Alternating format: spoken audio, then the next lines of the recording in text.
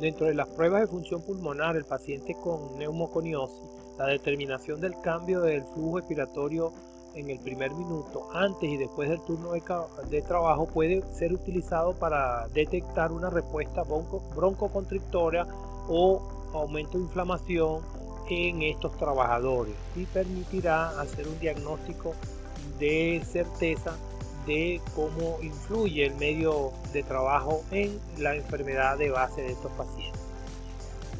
La prueba de visualización del tórax a través de una tomografía helicoidal de alta sensibilidad podría evaluar las anormalidades difusas del parénquima pulmonar, el engrosamiento pleural característico del amianto, de la asbestosis en el pulmón, y el diagnóstico definitivo de la lesión pulmonar en general se hace a través de la fibrobroncoscopia flexible con lavado broncoalveolar y biopsia transbronquial de la parte afectada pulmonar.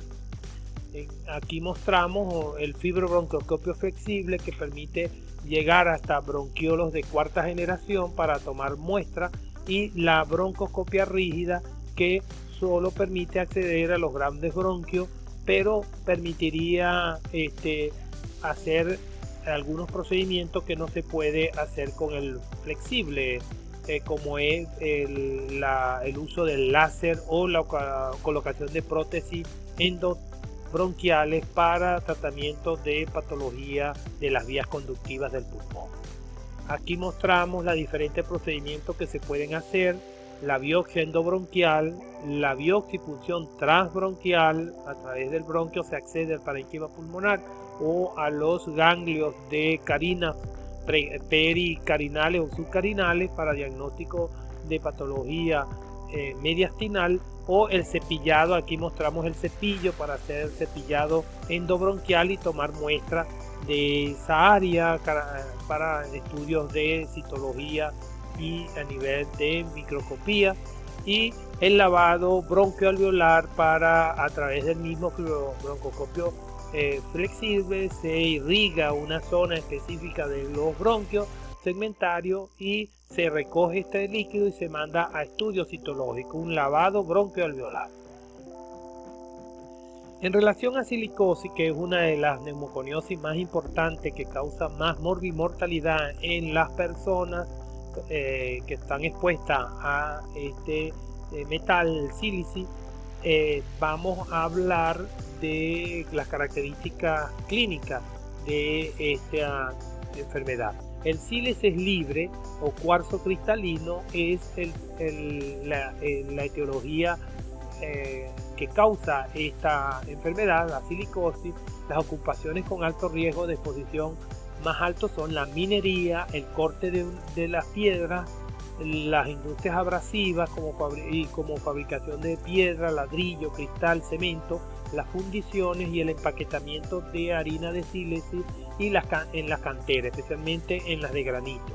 Los trabajadores expuestos al chorro de arena en los espacios confinados, los que construyen túneles en roca con gran contenido de cuarzo, aproximadamente 15-25% el contenido de la roca de cuarzo, y en los que trabajan en fabricación de pastas abrasivas, pueden presentar una silicosis aguda en menos de 10 meses de exposición en esos trabajos. Las fuentes de exposición entonces son múltiples: minas, túneles, galerías, canteras, trabajos de piedra, granito, pizarra, arenisca, etc., abrasivos, chorros de arena o pulido, fundición, molde, cerámica, porcelana, loza y trituración, pulido de estos recipientes refractarios, cemento, polvo de limpieza, detergente, pigmento, industria del vidrio, otro. Al ser el silicio el segundo elemento en cantidad en composición de la corteza terrestre después del oxígeno, la silicosis puede presentarse en múltiples situaciones que durante la labor hacen estos trabajadores. Fisiopatológicamente, el poder patógeno del sílice tiene relación con el tamaño de las partículas, la forma y cantidad inhalada. Son las formas cristalinas del sílice, principalmente el cuarzo, las causantes de la enfermedad. Las partículas recientemente fracturadas son muy activas. La fisiopatología, entonces, los macrófagos alveolares, los neumocitos tipo 1, residentes o aquellos que son reclutados por el proceso inflamatorio, tienen un papel central en la patogenia de las lesiones por inhalación de sílice, desencadenamiento de una cascada de eventos a nivel molecular y celular que conducen a las lesiones finalmente. Diversos tipos celulares son movilizados: monocitos, linfocitos, granulocitos y fibroblastos. De manera que la silicosis aparece principalmente por aspiración del polvo de cuarzo, arena y granito debido al depósito de las partículas de sílice en el pulmón, lo cual ocasiona la destrucción del parénquima pulmonar, formación de fibrosis, cicatrización del tejido pulmonar, incluidos los vasos sanguíneos y linfáticos. Los síntomas aparecen en general después de 10 a 20 años de exposición y el más frecuente de los síntomas es la disnea.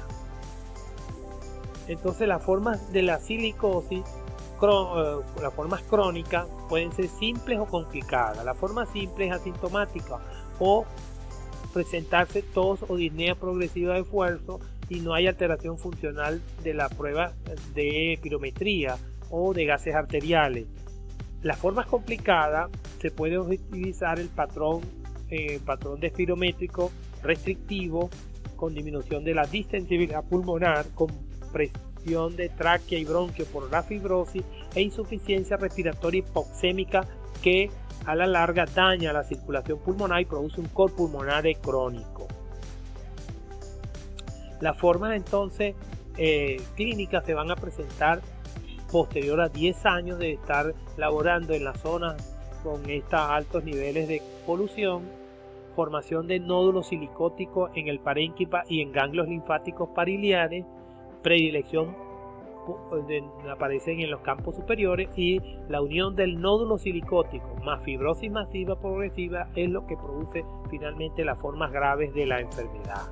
Aquí mostramos una silicosis en radiografía de tórax donde se observa la infiltración miliar profusa y tendencia a consolidación de las lesiones silicóticas.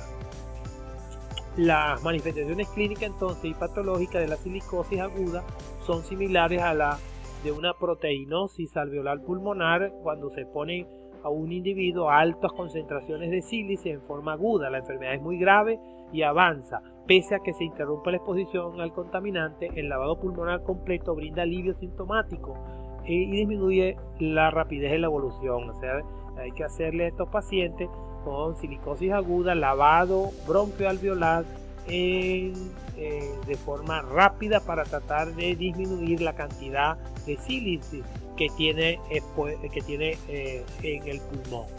La silicosis, tomográficamente se observan pequeños nódulos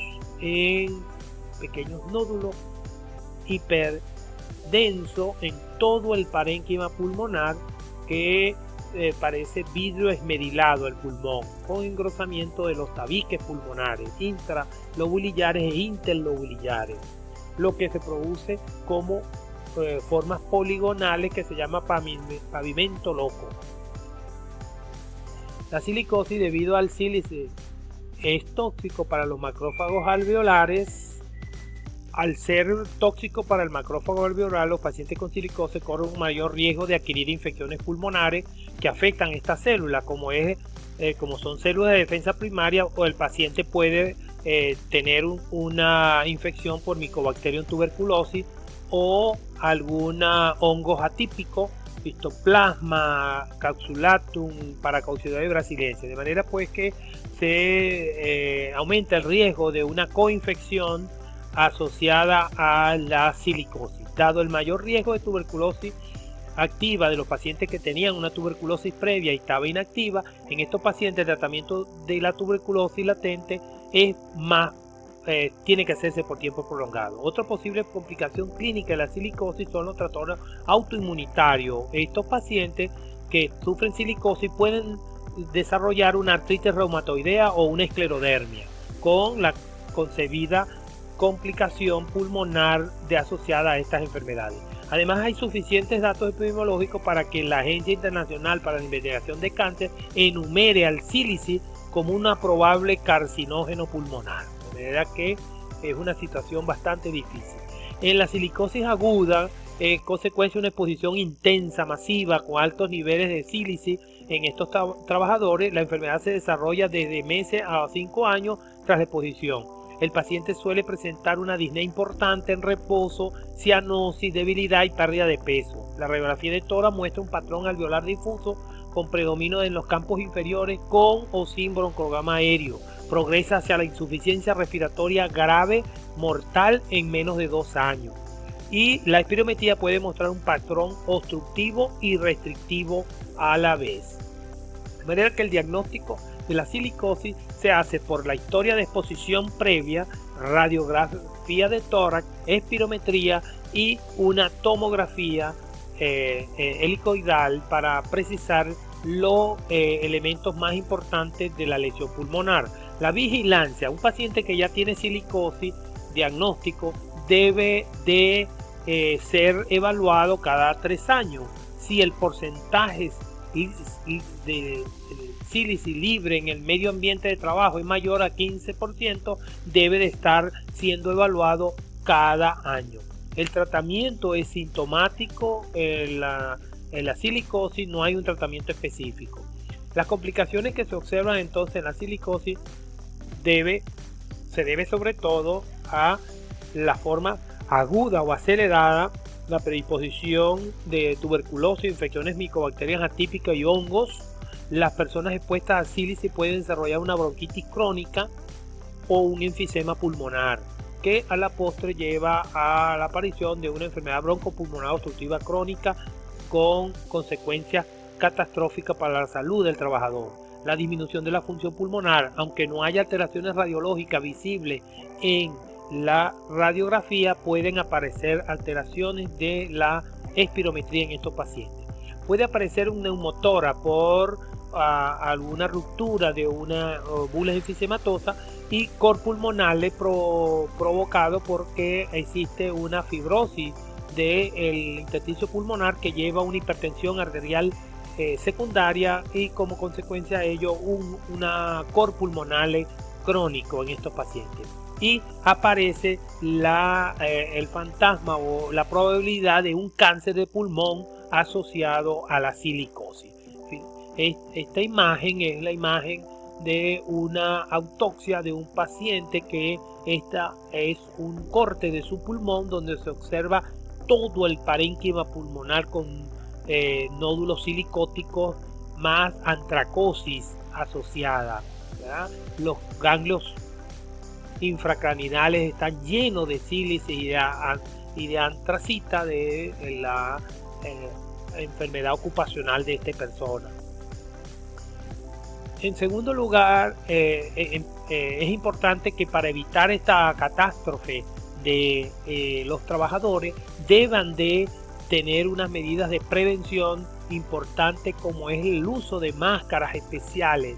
En el caso de los trabajadores, el barbijo solo con un paño no es suficiente, de manera que no protege. Colocarse un paño en la boca o en la nariz no tiene ningún efecto sobre la intensidad del daño pulmonar. Debe el paciente respirar un sistema con purificación de aire, como mostramos aquí, este sistema, respiradores con limpieza,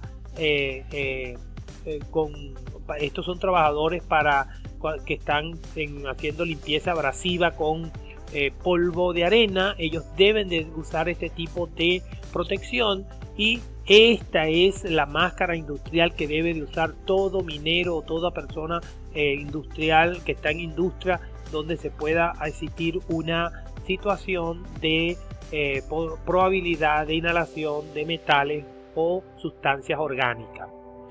En segundo lugar, vamos a hablar de la silicatosis, que es una neumoconiosis asociada a la inhalación de silicato.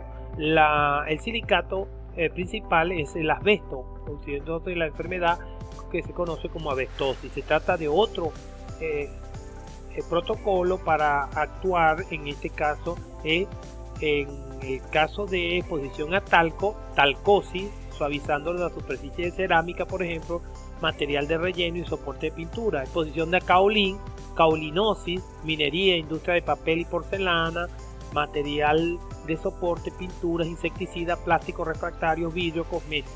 Y otro silicato